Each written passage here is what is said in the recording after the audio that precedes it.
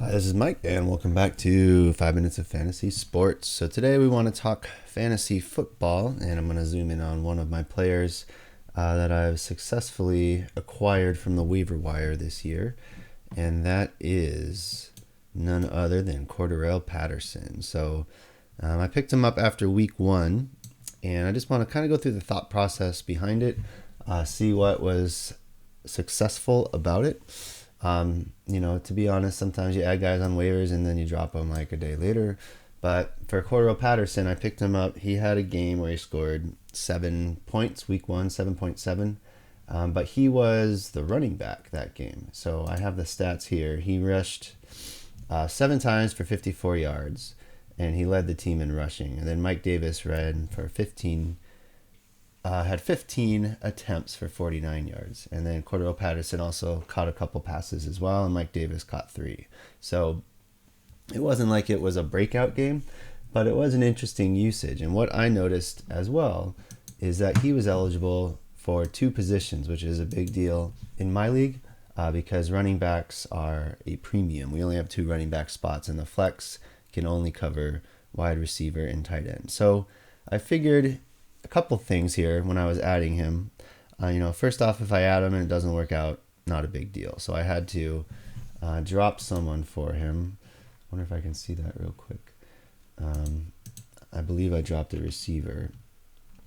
I'll just be scrolling back as I talk here. But the nice thing about Cordarelle Patterson is he has positional flexibility. I can basically start him anywhere except for quarterback or tight end.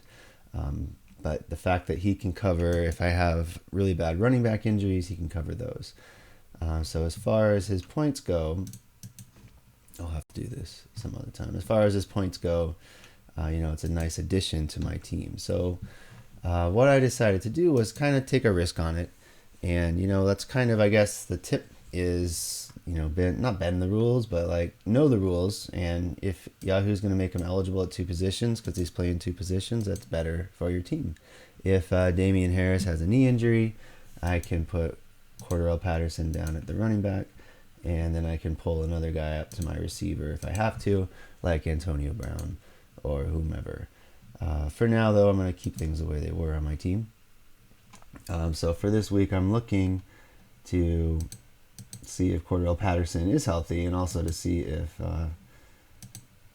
Antonio Brown is as well. Kelsey's out on his bye this week, so that'll take a while. But anyway, coming back to Cordarelle Patterson, he had a couple games where he was just on fire. So he scored week 2, 21 points, week 4, 32 points, and then he had his bye early as well.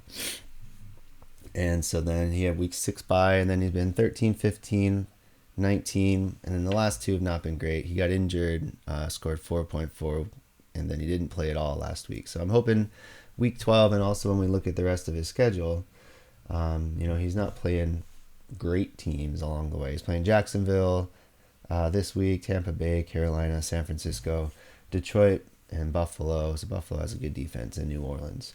So Atlanta, really, he's the only show in town kind of right now, other than the tight end Pitts. So I don't know about the trade deadline in your league, if he's worth looking into. You might have a fantasy manager who's frustrated with him because he's not doing anything. But if you can get your hands on this guy, he's someone to plug in to any position if possible. So I would highly recommend seeking him. I'd offer like maybe a more consistent receiver, even someone like Adam Thielen, who has been good for me, isn't putting up Cordarelle. He's kind of in the same area, but he's not putting up Cordarelle Patterson numbers, and you get that positional flexibility. So he's ranked 48. Thielen is 47 right now.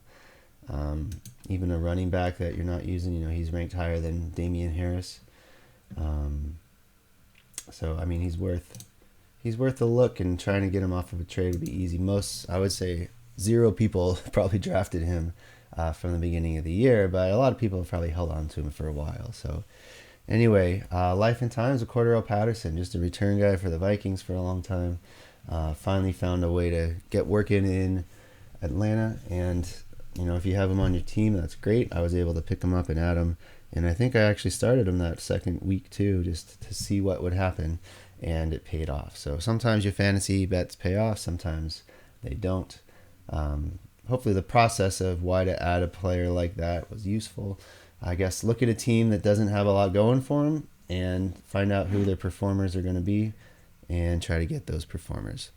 So that's it for today. I'll see everybody tomorrow.